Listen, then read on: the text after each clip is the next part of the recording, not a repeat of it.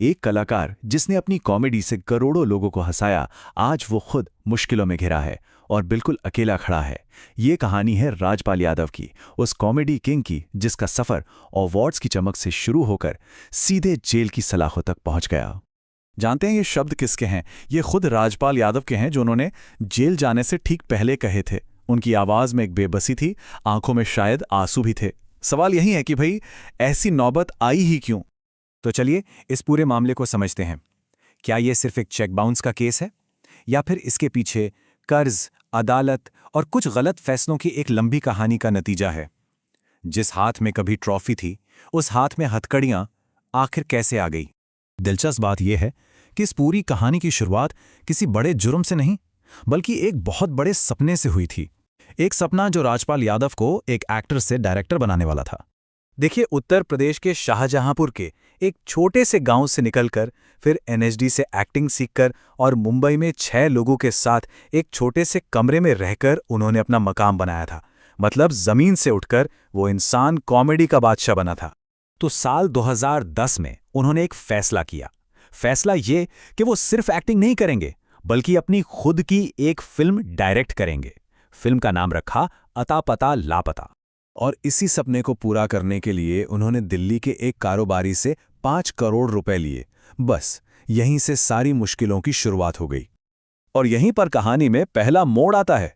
देखिए, राजपाल के मुताबिक ये पैसा एक निवेश था, एक इन्वेस्टमेंट। क्यों? क्योंकि कारोबारी अपने बेटे को फिल्म में लॉन्च करना चाहते थे। वहीं दूसरी तरफ कारोबारी का कहना था कि भाई ये कोई इन्वेस्टमेंट नहीं, ये कर्ज था जिसे मुनाफे के साथ लौटाया जाना था। तो आप देखते हैं कि कैसे ये एक सपना एक भयानक कानूनी और आर्थिक जाल में बदल गया, जिसमें कर्ज, अदालत और अवमानना सब कुछ शामिल था। हुआ ये कि किस्मत ने राजपाल का साथ नहीं दिया। उनकी फिल्म अता पता लापता बॉक्स ऑफिस पर बुरी तरह से फ्लॉप हो गई और यहीं से पैसों का संकट और भी गहरा होना शुरू हो गया। फिल्म के फ्लॉप होने के बाद वो जो 5 करोड़ का कर्ज था, वो ब्याज और पेनल्टी लग लग कर 9 करोड़ रुपए से भी ज्यादा का हो गया। अब राजपाल यादव ने अदालत में पैसे चुकाने के कई वादे किए, लेकिन वो एक भी वादा पूरा नहीं कर पाए। बार बार वादे तोड़ने और अदालत को कभी कभी अधूरी जानकारी देने की वजह से जज बहुत नाराज हो गए। और यहीं पर जो सबसे बड़ा मुद्दा बना, वो था कोर्ट की अवमानना, यानी कि कंटेम्प्ट ऑफ कोर्ट। इसका सीधा सा मतलब है कि अदालत के आदेशों को नजरअंदाज करना या उनसे किए गए वादों को तोड़कर एक तरह से कानून का अपमान करना। और यही इस पूरे केस का सबसे अहम पहलू है, जिसे समझना बहुत जरूरी है। राजपाल यादव को जेल सिर्फ कर्ज न चुका पाने की वजह से नहीं हुई, बल्कि बार बार अदालत की अवमानना करने की वजह से हुई। ये मामला सिर्फ पैसों और कानून का नहीं है, ये बॉलीवुड की उस चमक दमक के पीछे की सच्चाई को भी दिखाता है, जहां रोशनी जाने के बाद अक्सर अपने भी साथ छोड़ देते हैं। नवाजुद्दीन सिद्दीकी ने एक बात बताया था कि जब राजपाल यादव का अच्छा वक्त था तो उनका घर स्ट्रगलर्स के लिए एक लंगर जैसा था।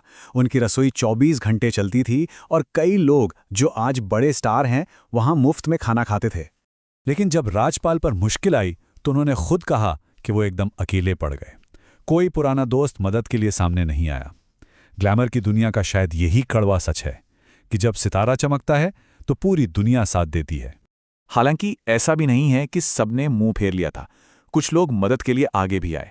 सोनू सूद ने अपनी अगली फिल्म में रोल ऑफर किया, तो वहीं तेज प्रताप यादव और म्यूजिक प्रोड्यूसर राव इंद्रजीत सिंह ने भी आर्थिक मदद की पेशकश की।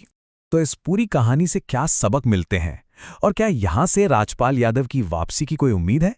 सबसे पहले एक बात समझना बहुत जरूरी है कि जेल की सजा काटने से कर्ज खत्म नहीं हो जाता। उन्हें अब भी वो 9 करोड़ रुपए चुकाने होंगे। इस पूरे संकट से 3 बड़े सबक मिलते हैं। पहला, कामयाबी को संभालना। सफल एक्टर से डायरेक्टर बनने का सपना देखना अच्छा है, लेकिन उसके फाइनेंशियल रिस्क को समझे बिना आगे बढ़ना खतरनाक हो सकता है।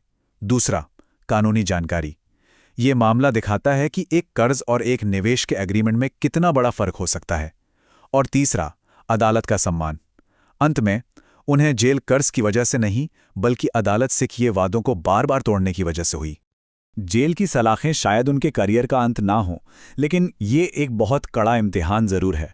ये कहानी सिखाती है कि सपने देखना जरूरी है, पर उन्हें कानूनी और आर्थिक हकीकत की जमीन पर पूरा करना उससे भी ज्यादा जरूरी है। एक कलाकार जो दूसरों को हंसाने के लिए जीता था, उसे अपने ही एक सपने ने रुला दिया। यही राजपाल यादव के अर्श से फर्श तक के सफ़र की सबसे बड़ी ट्रेजेडी है।